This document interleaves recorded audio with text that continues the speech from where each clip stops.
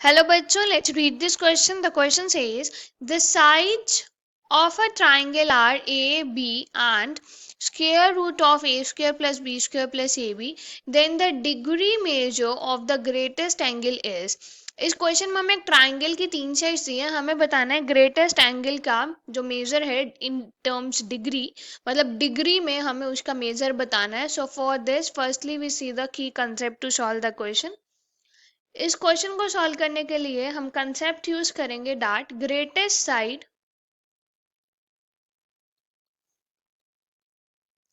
Will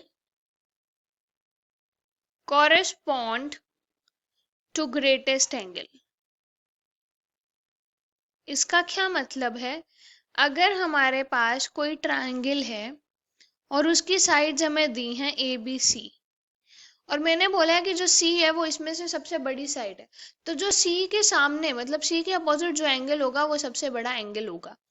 तो अगर मुझे यहाँ से cos थीटा फाइंड करना है, लेटर से ये एंगल थीटा है, तो cos थीटा इसका हमारे पास फॉर्मूला होता है A square plus B square minus C square divided by 2 multiply A B. मतलब जो भी एंगल निकाल रहे हैं, जो डिनोमिनेटर में टर्म्स आ रही हैं वो 2 मल्टीप्लाई एक साइड और दूसरी साइड जिसके बीच में वो एंगल बन रहा है. ठीक है, इस कंसेप्ट को यूज करके क्वेश्चन को सॉल्व करेंगे. Question is of easy level. Let's start solving the question. यहाँ पे हमारे पास है sides of triangle.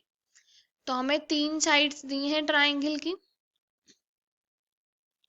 A B and square root of A square plus B square plus A B. अगर हम देखें, ये जो हमारी ये वाली साइड है square root of A square plus B square plus A B, ये ए और बी से तो बड़ी होगी, तो हमारी ग्रेटेस्ट साइड क्या होगी? Greatest side is equal to square root of A square plus B square plus A B. तो जो ग्रेटेस्ट एंगल होगा वो इसके अपोजिट होगा. तो ग्रेटेस्ट एंगल किसको कॉरेस्पॉन्ड कर रहा है? Square root of A square plus B square plus A B. अगर हम फॉर्मूला अप्लाई करें यहाँ पे, अगर मैं ये वाला ट्राइंगल बना दूं ऐसे, ये ए है ये बी है, ये जो है ये square root of A square plus B square plus A B है, तो मुझे ये वाला एंगल फाइंड करना है थीटा. तो यहाँ से हमारे पास फॉर्मूला होता है cos theta is equal to A square plus B square minus third side क्या है? Square root of A square plus B square plus A B का whole square divided by twice of A B. इसको solve करेंगे, square root से square cancel होगा, तो मेरे पास आएगा cos theta is equal to A square plus B square minus यहाँ पे आएगा A square plus B square plus A B and divided by 2ab. अब यहाँ से क्या आया? cos theta is equal to A square plus B square minus A square minus B square minus A B divided by twice of A B. तो यहाँ से ए square cancel हो गया, बी स्क्वायर कैंसिल हो गया, this is equal to minus A B divided by twice of A B cancel, this is minus 1/2. तो हमारे पास क्या आ गया? Cos theta is equal to minus 1/2.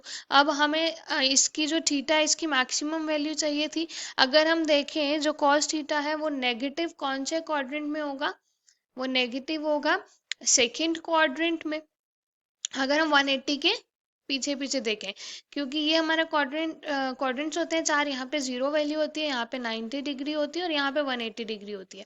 और किसी भी ट्रायंगल का मैक्सिमम, मतलब किसी भी ट्रायंगल में तीनों एंगल का जो सम होता है वो कितना होता है? 180 होता है. मतलब एक एंगल तो ऑब्वियसली 180 से तो छोटा ही होगा, तो हमें 180 से छोटे में ही देखना है. मतलब फर्स्ट और सेकेंड क्वाड्रेंट में. फर्स्ट क्वाड्रेंट में तो कॉस पॉजिटिव होता है, तो कॉस नेगेटिव किस में होता है? सेकेंड क्वाड्रेंट में होता है. अब सेकेंड क्वाड्रेंट में कॉस की वैल्यू नेगेटिव कहाँ, नेगेटिव 1/2 कहाँ पे होती है? वो होती है 120 पे. So from here theta is equal to 120 degree.